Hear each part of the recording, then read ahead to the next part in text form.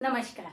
आज हम रहीम के दोहे में भावार्थ पढ़ेंगे। देखिए, रहीम के दोहे, दोहे के भावार्थ यानी कि जो दोहे यहाँ पर दिए गए उन दोहों के हम अर्थ लिखेंगे, भाव के हम अर्थ पढ़ेंगे। देखिए, रहीमन धागा प्रेम का।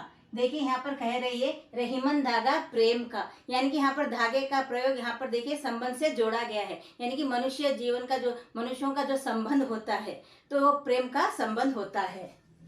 मत तोड़ो चटकाए, यानी कि मनुष्यों को सभी मनुष्यों से मिलजुल कर रहना चाहिए, प्रेम से रहना चाहिए, प्रेम की भावना से रहना चाहिए। हाँ, अपने मधुर संबंधों को कभी हमें चटकाने का अर्थ है तोड़ना नहीं चाहिए, क्योंकि हम अपने प्रिय संबंधों के साथ मिलजुल कर रहते हैं तो हमारा प्रेम बढ़ता है और हमारा जीवन भी सफल होता है।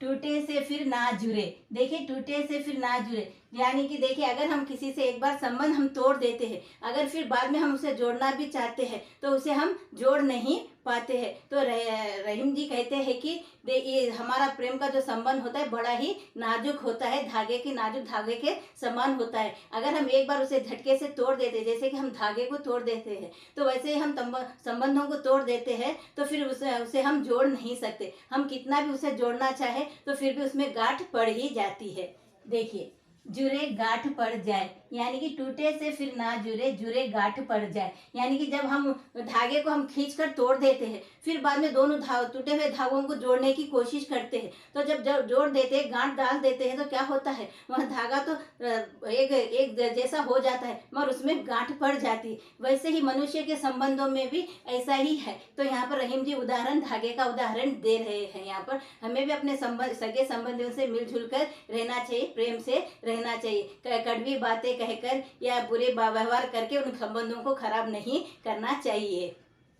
अगर हम ऐसे ही हमारे संबंधों को हम खराब कर देते हैं तो क्या होता है, बाद में जाकर हम माफ़ी मांग लेते हैं, उन्हें मना लेते हैं, मगर उस वक्त क्या होता है, जब मिल जाते हैं माफ़ी मांग तो लेते, मगर जो कड़वी बातें जो कही गई है तो हमारे मन में बैठ जाती है, तो वो जीवन भर हमें सताती है वे बातें।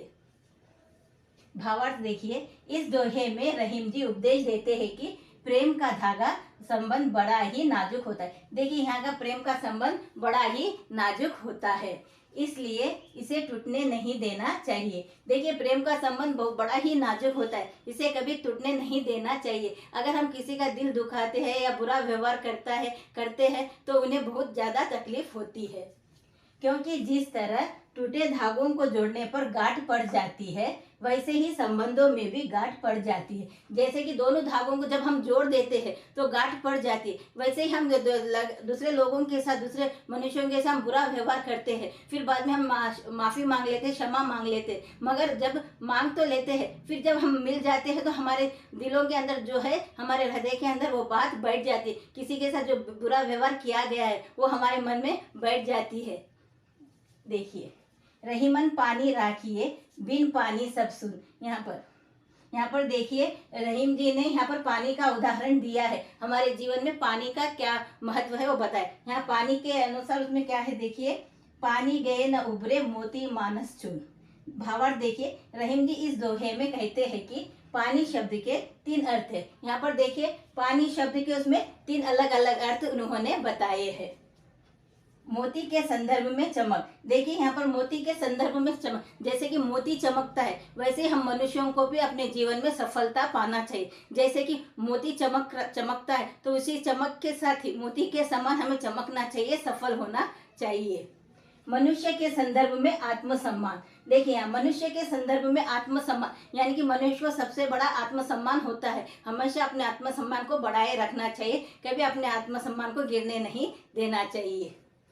और तथा चूने और आटे के संदर्भ में पानी, यानी कि अपने जीवन जीने के लिए हमें खाने पीने की चीज़ों की भी जो ज़रूरत होती है उसे भी हमें पूरा करना चाहिए। यानी कि मनुष्य के जीवन में इन 3 चीज़ों की आवश्यकता होती है, सफलता पाने की, और यहाँ पर देखिए मोती के संदर्भ में चमक यानी कि सफलता पाने की, साथ ही साथ मनुष्य के संदर्भ में आत्मसम्मान, तो लोगों में आत्मसम्मान का भी होना बहुत जरूरी है। साथ ही साथ अपने जीवन जीने के लिए सुख सुविधाओं का भी होना बहुत ज़्यादा जरूरी है। इसके बिना मनुष्य का जीवन व्यर्थ है। व्यर्थ का अर्थ है बेकार है, इसलिए मनुष्य को हमेशा सफलता की ओर आगे बढ़ते रहना चाहिए।